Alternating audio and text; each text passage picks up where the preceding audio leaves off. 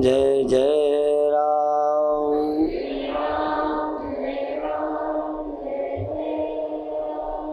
सच्चिदानंद भगवान की, सनातन धर्म की।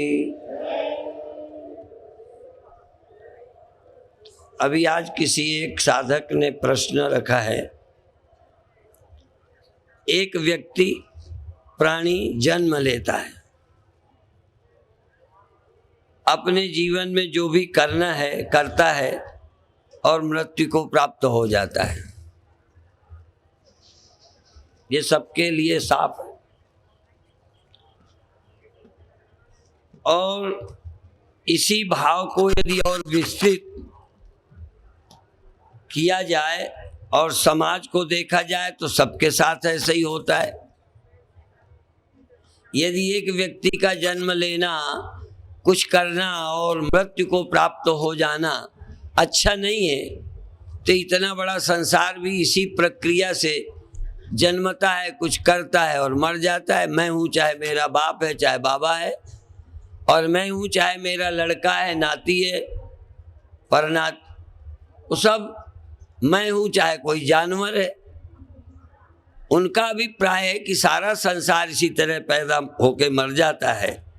तो प्रश्न ये उठता है कि सबकी क्या आवश्यकता है,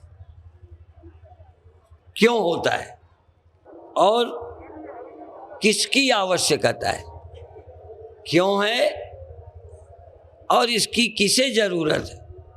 तो मेरे जानते अपने से शुरू करता हूं कि मैं जन्मा हूं, कुछ करता हूं और मृत्यु को प्राप्त होता हूं। मेरे जानते इसीलिए जन्म हुआ है कि मैं मृत्यु को प्राप्त नहीं होता ये जानना है। मृत्यु को प्राप्त होते हैं जिनको स्वयं नहीं दिखाई पड़ता। जैसे कोई नाटक करता है, मंच में बनता है, थोड़ी देर बाद बिगड़ जाता है जो मंच में बनता है, पर यदि मंच में जो करता है उतना ही हो, खिलाड़ी पीछे, अभिनेता पीछे यदि होश में ना होता तो भी मृत्यु है। अभी अभी रावण बना मर गया, कुछ और बना चला गया, पर वो मरता नहीं, खेलता है। अभी हमको ये मालूम नहीं है कि हमारा ये खेल है। अभी हमें जन्म लगता है, जीवन लगता है, मौत लगती है। इसमें पीछे जो जन्म लेता है, रहता है, खेलता है, वो खिलाड़ी गायब है। अभिनय चल रहा है, अभिनेता गायब है। सृष्टि चल रही है, रचयिता गायब है। नक्श पर नक्काश सैदा हो गया, ये बनाया और अपने को भूला हुआ है। इसलिए मां मनुस्मर युद्ध च, आत्मस्मरण करो तो दुनिया मृत्यु नहीं है, आनंद है। अब मैं ये कहूँ, थोड़ा सा यूं समझें, अन्न पैदा करते हैं, रोटी बनाते हैं, खाते हैं और सुबह निकाल देते हैं। ये क्यों बना है? उससे कोई नुकसान समझ में आया? यदि ये ना होता तो जीवन ही कुछ नहीं था। इसलिए शरीर है, जन्म है, बुढ़ापा है, मृत्यु है, इसी में एक जीवन है जिसको हम भूले हुए हैं। इसीलिए हम लोग कहते हैं जन्म जीवन नहीं है। जन्म जीवन नहीं है। जो जन्म को जीवन समझते हैं वो मरते हैं। जो जन्म में जीवन को ढूंढ लेते हैं वो मृत्यु को प्राप्त नहीं होते। लोग जन्म को जीवन समझते हैं।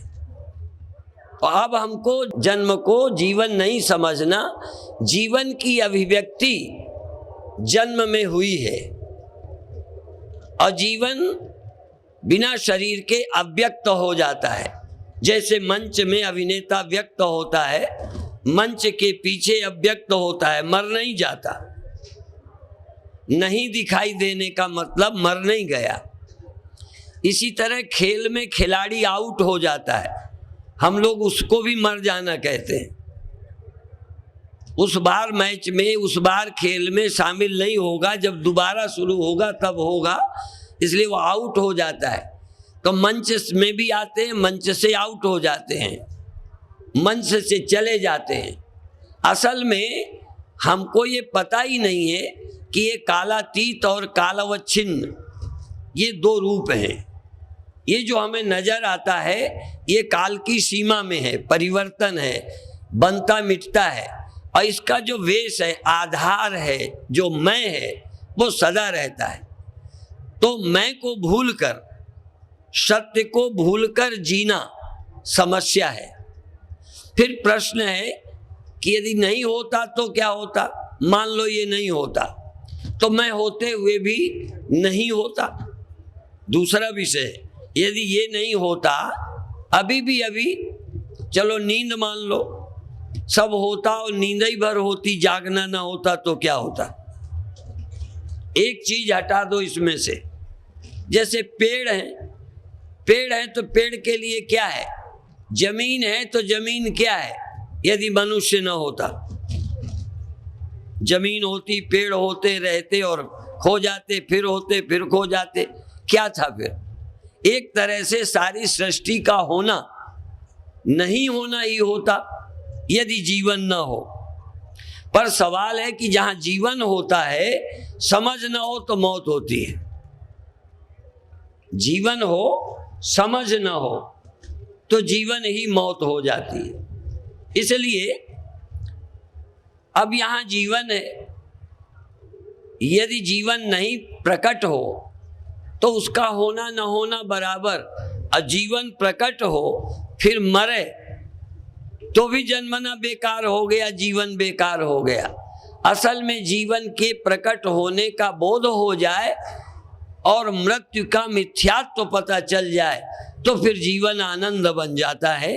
इसलिए ये हमारे आनंद के लिए दुनिया है, मरने के लिए नहीं है, रोने के लिए नहीं है।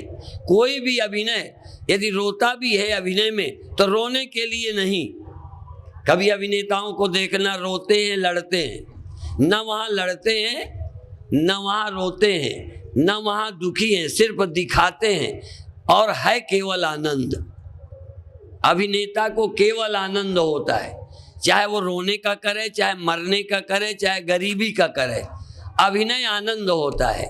ये सृष्टि जो भी हो रहा है ये मेरा अभिनय है और अभिनय मेरे आनंद के लिए है, मुंह लटकाकर रोने के लिए नहीं। और मुंह लटकाएं तो भी आनंद से लटकाएं जैसे अभिनेता लटकाता है। और ये बिना ज्ञान के संभव नहीं है। मेरे जानते सृष्टि में आकर सत्य को पहचानना, और ये भागवत भी उसी का एक प्रकरण है। और मृत्यु सामने आई है, परीक्षित के सामने मृत्यु का श्राप हुआ है। लोग इसे श्राप कहते हैं। तुम भी जरा सोचो, श्राप ना होता तो परीक्षित नहीं मरता। बोलो, सांप नहीं काटता तो परीक्षित कभी ना मरता। तुम तो कभी नहीं मरोगे, बिना श्राप के, बिना सांप के मरोगे, बस इतना ही फर्क है। वो श्राप से और सांप से मरने वाला है, इसलिए जरा अचानक घटना है, इसलिए श्राप नहीं हुआ बल्कि वरदान बना। जैसे मृत्यु के क्या फायदा, ये परीक्षित से पूछना जो मेरे से पूछा है। चलो मुझी को परीक्षित मान लो, मुझे भी तो मरना था, मुझे भी तो सांप नहीं काटना था, काल को तो खाना ही था। हम भी गुरु शरण आए, कथा सुनी। अब हमसे पूछो ये खेल, ये दुनिया क्या है? आनंद है।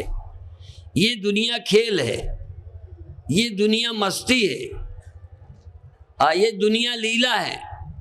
यदि एक भगवान कृष्ण के लिए लीला है, राम के लिए एक जीवन आनंद है, वो अवतार हैं, तो तुम क्या हो? तुम भी यदि जान जाओ, देखो सीढ़ी से ढंग से उतरे तो अवतार है, और गिर पड़े तो एक्सीडेंट है। अभी तुम गिर पड़े हो, अभी तुम्हें आने की अकल ही नहीं है। यदि आना जान जाओ तो तुम भी उतरे हो, देह में आए हो, और आराम से खेलो और ऊपर फिर चढ़ जाओ। आओ, उतरो और चढ़ जाओ। अब तो हमको चढ़ना सीखना है। गिरे पड़े हो, हड्डियां टूटी हैं, पसलियां दुख रही हैं, अभी आपका जीवन समस्या है। और यदि समस्या ही ना हो, अच्छा कई बार देखा होगा पहेली, हम रात को जब सोते थे, छोटे छोटे बच्चे थे, तो एक दूसरे से पहेली पूछते थे। क्यों पूछते थे? आनंद आएगा। कुछ थोड़ी देर उलझेंगे, उत्तर नहीं आएगा, जब उत्तर निकलेगा आनंद आएगा। आप गांव के लोग, अब तो बड़े बड़े पैसे के खेल होते, 18 गोटी, चौपड़, घर पे लोग खेलते। क्यों खेलते? बोलो, आनंद आता है, नीरसता नहीं लगती। तो जब जीवन खेल बन जाता है तब पता चलता है ये दुनिया क्यों बनी है। जब तक ये खेल नहीं लगती तब तक ये प्रश्न उठता है कि आखिर मर ही जाना था तो आए क्यों? मर थोड़ी जाना था, मरने का खेल ना था खेल, पर अभी खेल लगता नहीं है। आप कपड़ा पहनते हो, उतारते हो, जब उतारना ही है तो पहनना ही क्यों? जब खाते हो सुबह निकालना तो खाते क्यों? समझ में आया? तो जैसे पहनकर कपड़ा उतारते हो, रोज बदलते हो, अच्छा लगता है, तो शरीर बदलने में क्या तकलीफ है? पर खेल लगे तो, समझ आए तो, गीता पढ़ो तो, भागवत सुनो तो मृत्यु नहीं रहती। और यदि परीक्षित कथा सुन के भी यदि मरे लगते हैं, उनसे पूछो या वो जाने के पहले क्या बोल के गए। परीक्षित बोल रहे, क्या बोलेंगे? अहम ब्रह्म परम धाम ब्रह्माहम परमम पदम एवं समीक्षणात्मानं ब्रह्मण्याधाय निष्कले। निष्कल ब्रह्म में, निर्विकल्प ब्रह्म में, अपने अस्तित्व में, जहाँ ये बनना मिटना, अस्तित्व बोध होते ही बनना मिटना खेल हो जाता है। सागर में लहरें, ज्वार भाटे, सागर के लिए क्या है? समस्या है। यदि वो सागर नहीं है, लहर है, तो पैदा हुआ मर गया। इसी तरह बिजली या आग पैदा होती है, बुझती है, बल्ब जलता है, बुझता है, ये जन्म मरण है। जरा बिजली से पूछो, सूर्य का रिफ्लेक्शन शीशे में बनता है, फिर मिटता है, फिर बनता है, फिर उलटता है, फिर पलटता है। यदि कोई रिफ्लेक्शन केवल रिफ्लेक्शन है, सूर्य का पता ही नहीं, केवल आभास है, सूर्य नहीं है, तो समस्या है। यदि वो सूर्य है तो प्रकट होना फिर तिरोहित होना कोई समस्या है क्या? असल में हम सत्य को भूले हैं और भागवत सत्य के स्मरण के लिए सत्यम परम धीमहि। भागवत का प्रारंभ और समापन सत्यम परम धीमहि में है। सत्य का स्मरण करो। सृष्टि में रहना है तो सत्य को याद करके रहो, आत्मा का स्मरण करके रहो। उसको विस्मरण करोगे तो ये नरक है, उसको भूल जाओगे तो मौत है, उसको भूल जाओगे तो समस्या है, और उसको याद करो समाधान है, उसको याद करो अमृत है, उसकी याद करो खेल है। अब ये फिर याद क्यों नहीं करते? आसान भी इतना नहीं है। अच्छा ये बताओ, कोई सवाल पूछे, चार पंचे बोलो क्या होते हैं? 20। मजा आया? नहीं आया। कोई ऐसा सवाल पूछे जो घंटे 2 घंटे ना आए, फिर जब निकलेगा तब खुश होके। यदि सवाल का उत्तर ऐसे ही आ जाए तो फिर पूछने वाला और बताने वाला दोनों ही कम अकल है।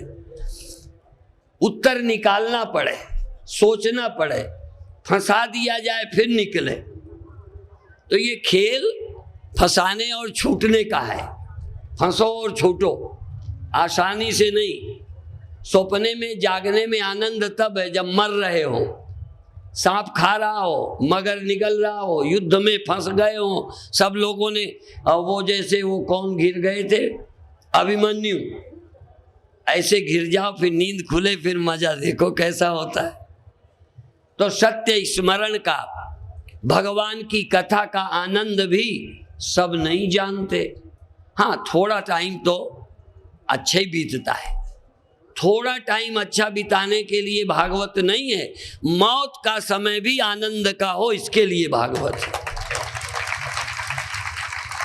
लड़का हो फिर बधाई बजे, सब ठीक ही ठीक हो फिर आनंद हो, वो खेल ही नहीं।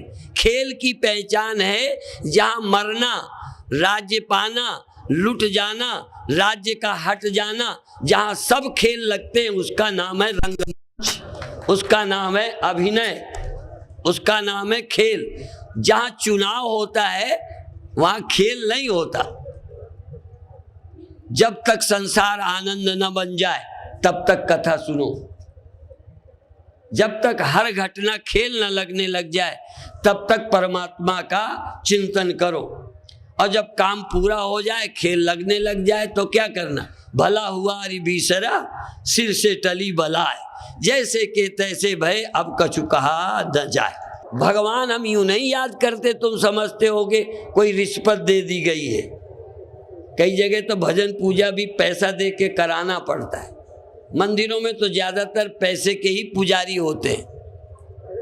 तुम समझते होगे हम एजेंट हैं, हम भगवान ने हमको कुछ दिया है कि हम कथा करके बेवकूफ बनाएं जनता को।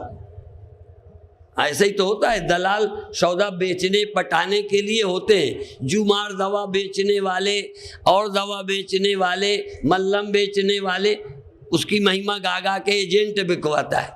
हम भगवान के एजेंट नहीं हैं, समझ गए, हम दलाल नहीं हैं।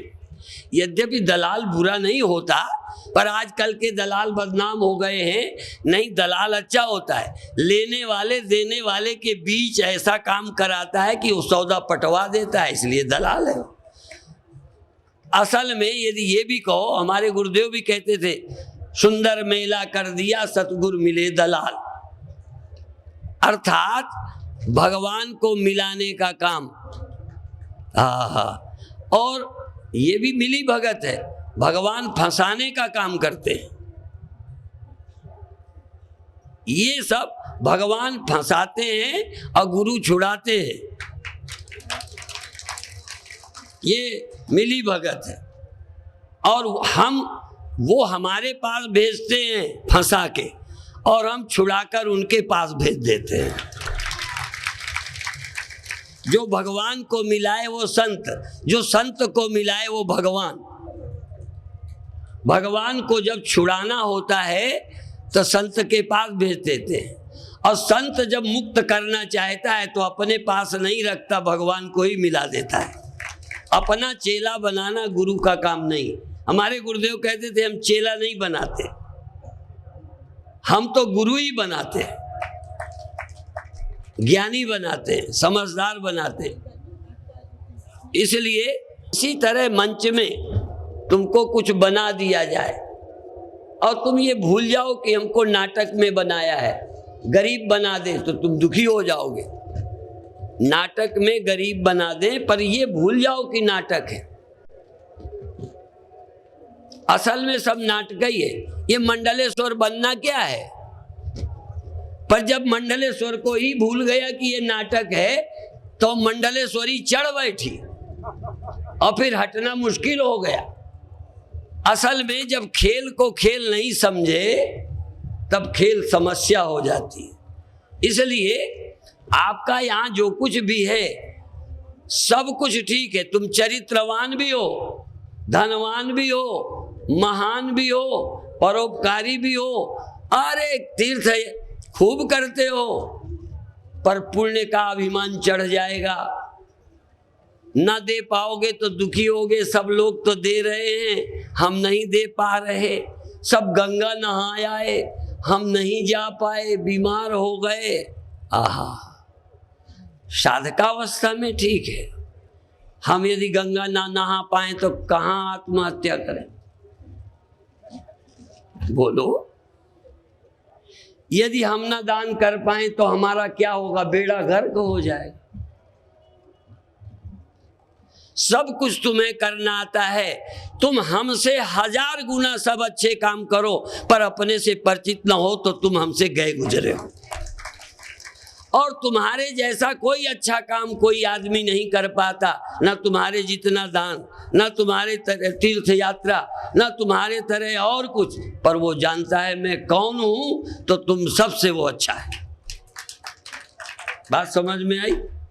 इस दुनिया का आनंद यदि लेना है, एक बार स्वामी विवेकानंद से विदेश में किसी ने पूछा, शायद रॉबर्ट इंगरसोल नाम था, मुझे सही नाम याद नहीं है। उसने कहा कि क्या है तुम बाबा बने, महात्मा बने, यूं फिर रहे हो, हम तो दुनिया को संतरा मौसमी समझते हैं, आनंद से रस लेते हैं, मौज से रहते हैं। तुम आगे के कल्याण के लिए, मुक्त होने के लिए बाबा बने, सब सुखों का त्याग करके दुखी रहते हो।